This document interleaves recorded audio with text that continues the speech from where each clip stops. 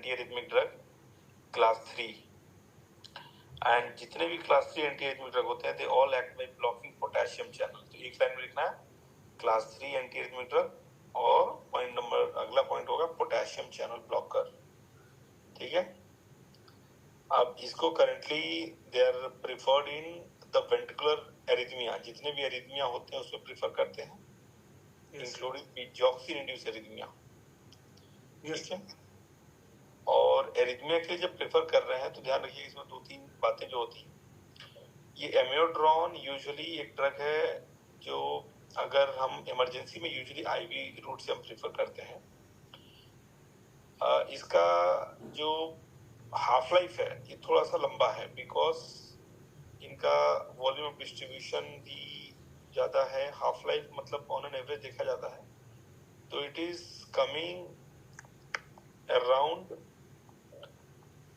More than 25 to 103 days दिया गया है रेंज, लेकिन ऑन एन एवरेज अराउंड 50-53 के आसपास में आप इसको देखते हो। ये है यूजुअली इनका हाफ लाइफ, लंबा चलने वाला ड्रग है, तो इसलिए इसका एग्जैक्ट इफेक्ट आने में अगर ओरली आप यूज करते हो किसी प्रोफिलैक्सिस के लिए तो थोड़ा टाइम लगता है, बाकी इमरजेंसी में यूजुअली तो ये काम करता है इमीडिएटली। एमियोट्रॉन अपने स्ट्रक्चर में इट कंटेन आयोडीन, इसके नाम का स्पेलिंग देखोगे तो AMIOD आयोडीन है ना, एमायोडेरोन DARONE, इसके स्ट्रक्चर में क्या होता है iodine. Now because structure itself contain iodine, ये थायराइड फंक्शन को बढ़ा देता है, थायराइड फंक्शन थायराइड फॉर्मेशन को बढ़ा देता है। At the same time, it also have peripheral inhibiting property, T4 to T3 inhibiting property. So look at the problem here. It always keeps the thyroid in the confused state.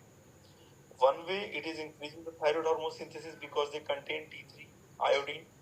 Yes, sir. Other way, they are inhibiting T4 to T3 conversion.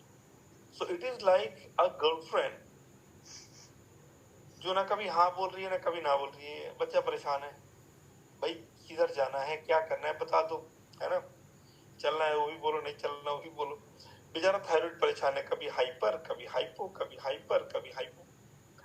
तो many patient of amiodarone they present with hyper also hypo also, that explains the fact that why hyper और hypothyroidism is the most common side effect. तो अगर most common side effect बोलता है तो thyroid abnormality is the most common side effect.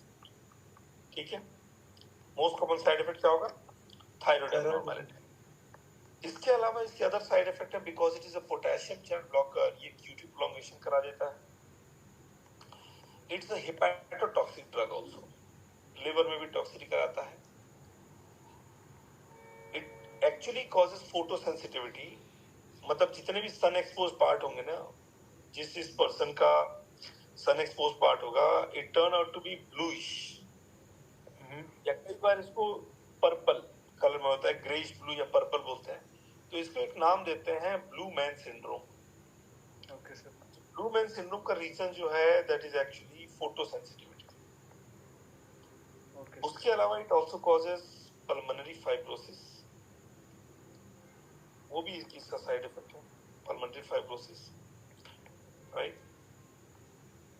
Nausea vomiting वो सब चलता रहेगा, बट इंपॉर्टेंट साइड इफेक्ट जो मैंने था आपको बता दिया, thyroid abnormality, QT prolongation and photosensitivity, pulmonary fibrosis, hepatotoxicity, ये सब है। तो एग्जामिनर ये पूछा कि a patient was started on amiodarone for arrhythmia, which of the following investigation will be asked on follow up?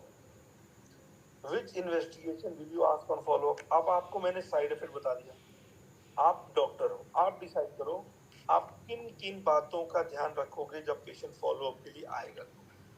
What all parameters should you always potassium levels and potassium blocker है, it does not cause hyper or hypokalemia. Yes sir. You should keep an eye on ECG, QT prolongation, LFT, LFT इसको flow. Thyroid abnormality. Yes sir. अगर patient को respiratory symptom आ रहा है तो you can even ask for HRCT। Okay sir. You can even ask for serum TSH अगर पूरा thyroid नहीं देखना है। सीरम TSH भी आप राइट मंगा सकते हो, लेकिन CBC का इसमें कोई रोल नहीं है। Asking for CBC you will not be having much of benefit, समझ रहे हैं? Okay Yes, sir. sir. तो यही क्वेश्चन था, which of the following investigation list useful, तो CBC का ज्यादा कोई रोल नहीं है।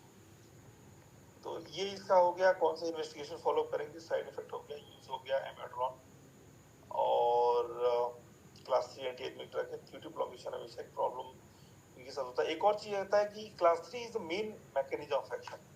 It is actually having all kind of property, sodium blocker, beta blocker, potassium blocker, calcium blocker, ये सारे चैनल को ब्लॉक करता है। जितने भी चैनल एक्शन पोटेंशियल ड्यूरेशन में इन्वॉल्व हो, ये सबको ब्लॉक करता है।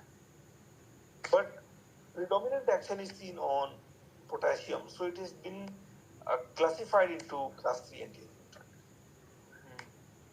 ठीक है, Okay, sir. तो ये आज का क्विक समरी। देखो एमेड्रॉन के बारे में अगेन जितने भी ड्रग्स हैं बहुत सारी बातें हैं उनके बारे में बताने के लिए, लेकिन ये क्या क्विक समरी, आपको इन बातों पे बहुत ध्यान से एक बार देख लेना है, और ये 5 समरी आपको हमेशा हेल्प करेगा in coming up with.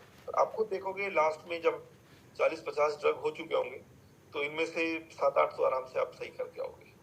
Definitely, sir. 7-8 question तो आराम से आने वाले हैं. ठीक है, यस सर।